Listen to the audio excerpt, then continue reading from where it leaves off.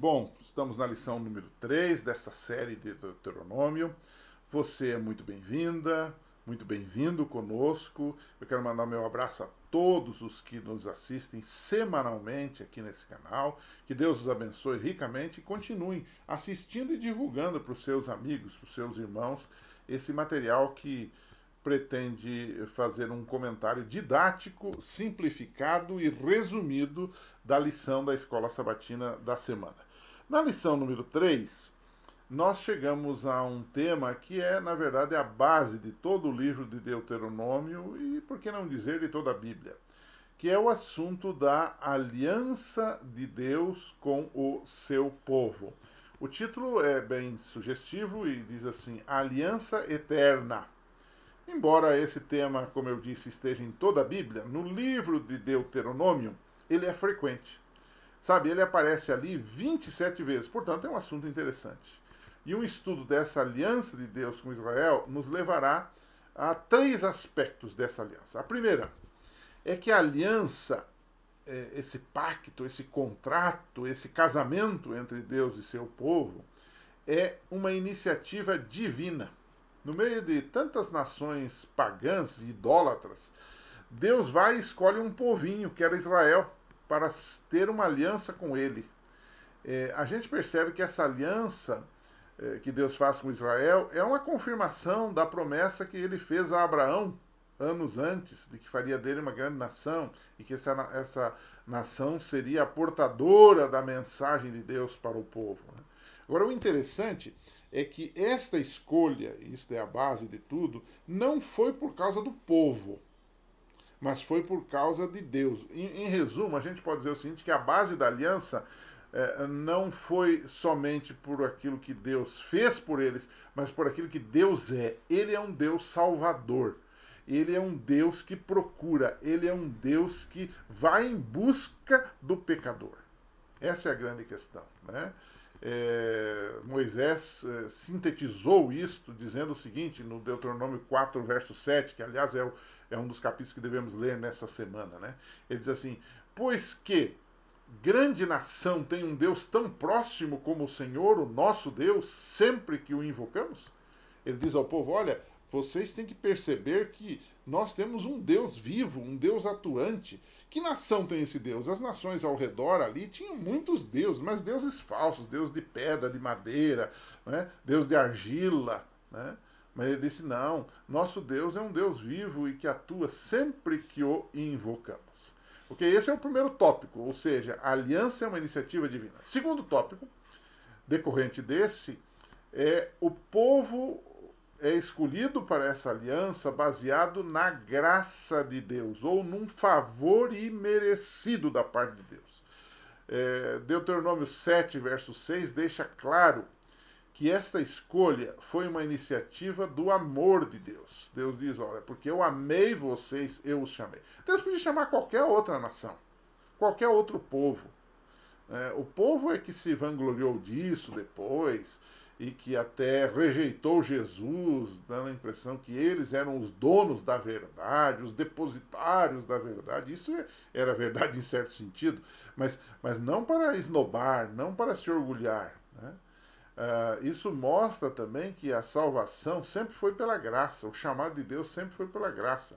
Os atos de Deus em favor de seu povo claramente são frutos, digamos, da salvação pela graça que ainda hoje permanece, né?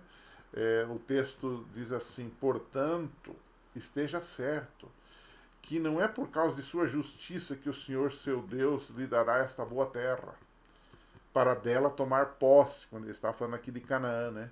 Pois você é um povo obstinado, Deuteronômio 9, verso 6. Ou seja, Deus estava constantemente lembrando ao povo da promessa que ele havia feito e que essa promessa era uma promessa de amor e de graça. E então chegamos ao terceiro tópico. Compreendendo que a iniciativa da salvação e do pacto e da aliança e do chamado é de Deus, compreendendo que esse chamado de Deus é feito baseado no seu amor, na sua graça, nós chegamos a um terceiro tópico extremamente interessante que é explorado por Moisés em Deuteronômio e também em Levítico e em toda a Bíblia, que é que o povo que foi escolhido para esta aliança eterna com Deus deveria ser um povo santo, consagrado. O que quer dizer santo, né? A palavra santo ela tem uma conotação popular, mas a conotação bíblica é que santo quer dizer aquele que foi separado. Separado para quê? Para servir a Deus. Separado para ser diferente. Separado para manter um relacionamento saudável com Deus. Isso fica claro em Deuteronômio 18:9, quando Deus diz assim: quando vocês entrarem na terra que o Senhor, o seu Deus, lhes dá, não procurem imitar as coisas repugnantes que as nações de lá praticam. Você percebeu? Deus está dizendo o seguinte: vocês foram escolhidos, eu os ajudei, eu os salvei, vocês vão para uma terra prometida, mas não esqueçam, lá vocês não têm que ficar imitando as coisas das nações próximas, as coisas repugnantes, cheias de idolatria, de imoralidade, de desonestidade, de tanta coisa ruim, né? Mas, por vezes, a gente sabe, hoje que nós temos a história de Israel, que o povo se esqueceu dessa santidade, perdeu o relacionamento com Deus, né? Mas os apelos divinos estiveram sempre presentes, né? Se você olhar Deuteronômio 4:20, 8:5, 14:1 e assim por diante, ali se mostra que a santidade ela pressupõe obediência, e obediência não legalista aos mandamentos de Deus, mas como uma resposta ao próprio amor de Deus, nós cumprimos os desejos, os desígnios e a vontade de Deus que está expressa nos seus mandamentos, na sua lei. E a Bíblia deixa clara que a parte do homem, né, do israelita, do homem e da mulher, né, do ser humano israelita, era obedecer aos 10 mandamentos, né? O texto de Deuteronômio 4:13, que nós já lemos, diz que ele lhes anunciou a sua aliança, os 10 mandamentos, e escreveu sobre 2 tábuas de pedra e ordenou que os cumprissem. É um assunto muito sério esse, né? Sempre há uma ligação muito grande entre a graça e a lei. Uma não deve ser separada da outra. A graça de Deus nos propicia dar uma resposta de amor a Deus. E que resposta é de amor a Deus? É quando nós obedecemos aos seus mandamentos. Isso é muito claro na Bíblia, né? E isso gera em nós o que chamamos de santidade. Ou seja, um sinal distintivo, diferenciado do povo de Deus. E isto gera também uma obra missionária. Quando o povo de Deus obedece, quando ele é abençoado, quando ele mostra a sua distinção do mundo, isso também é um testemunho aos pagãos. Já foi com Israel e é conosco também hoje, né? E a gente pode terminar então a lição fazendo uma conclusão e deixando uma pergunta, né? Deus se propôs a manter sua aliança além dos israelitas. Quando você vai a Deuteronômio capítulo 29, verso 14, você vê que Deus quer incluir também outras pessoas e outras nações que queiram servir a Deus, que queiram entrar no seu plano, né? E aí vem uma pergunta, né? Se nós hoje somos o povo de Deus, nós somos incluídos nessa aliança de Deus com o seu povo, como podemos nós evitar os erros que aquele povo do passado de Israel cometeu? Os desatinos, a desobediência, a rebeldia, a incredulidade daquele povo.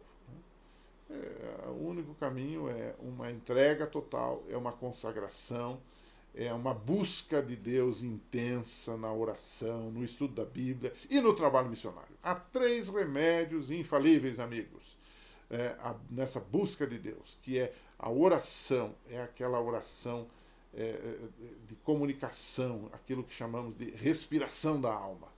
É aquele momento que você tem com Deus fora das formalidades. Não é o estudo da Bíblia. Nós temos a Bíblia na nossa frente, mas nunca houve tanto analfabetismo bíblico entre nós. Então, um estudo sério, profundo das Escrituras e constante. E, em terceiro lugar, é transmitir isso para os outros também. Porque ao transmitirmos isso para os outros, nós mesmos somos os abençoados, nós mesmos somos os privilegiados nessa história. Então, fica aí o desafio, né? Como podemos evitar os erros que os israelitas cometeram? É nos aproximando e andando com Deus. Bom, hoje ficamos por aqui. Semana que vem tem mais, se Deus quiser. Vamos estar já na lição número 4. Que Deus abençoe você.